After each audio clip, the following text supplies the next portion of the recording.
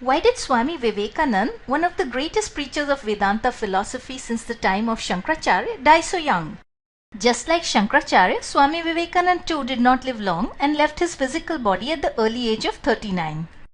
Now even though Swamiji, as he was called, suffered from many ailments such as diabetes and asthma, nevertheless on the day of his passing he was actually in good health and in a jovial mood during breakfast. So what caused him to die so young? Actually, behind the passing of every evolved soul such as Swami Vivekananda, there is a greater spiritual reality hidden which we ordinarily do not grasp. But luckily for us, Swamiji himself revealed the truth in great detail. About 6 years before his passing, sometime in August of 1896, Vivekananda confided to his brother disciple Swami Abhedanand that he was going to live only for 5 or 6 years more at most. How accurate was this prediction? For Swami Vivekananda passed away 6 years hence on July 4th, 1902. When Swami Abhedanand protested, saying a young man like him should not think of death, Vivekananda replied, "You do not understand. My soul is getting bigger and bigger every day, so much so that the body can hardly contain it. Any day it may burst this cage of flesh and bone." Now what did Swamiji mean when he said that his soul was getting bigger? Here is the explanation. The soul is nothing but pure consciousness. So what Swami Vivekananda meant was that his consciousness was expanding so much beyond the realms of ordinary human consciousness to the domain of the superconscious that the body was proving an inadequate container and would soon have to be let go. To better understand this point, let us delve into Vedanta philosophy for just a few moments. According to Vedanta philosophy, consciousness is a field which exists separate from the body. This field of consciousness is a continuum, which means that it goes on endlessly in all directions like an infinite ocean. For the sake of simplicity, I will draw it as follows. The yellow bar representing the infinite field of consciousness. Now our individual souls can be thought of as a portion of this continuous field of consciousness. Thus what we normally experience as human consciousness is only a small subsection of the infinite range of consciousness, the vast majority of which lies beyond the realm of ordinary human experience. Here I would like to point out that many times what we call as paranormal or psychic phenomena fall in this zone.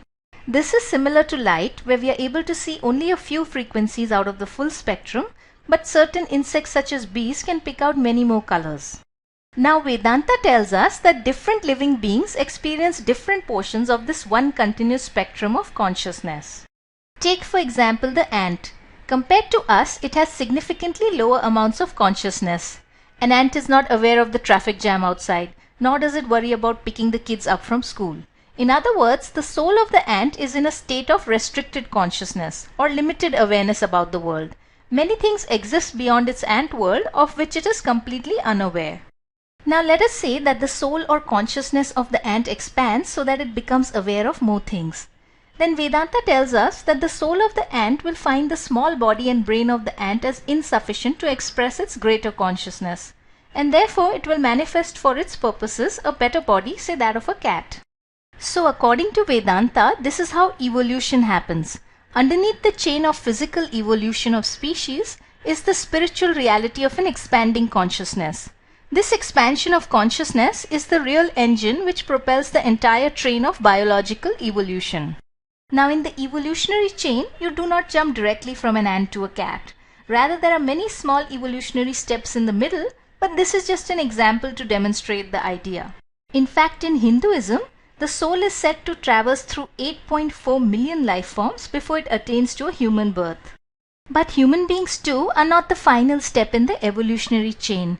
In the case of human beings, our consciousness or our soul has gotten significantly bigger than that of animals, but it is still restricted. In fact, still beyond the realms of ordinary human consciousness lies a specific state of superconsciousness where our soul has become so enlarged that it has become infinite.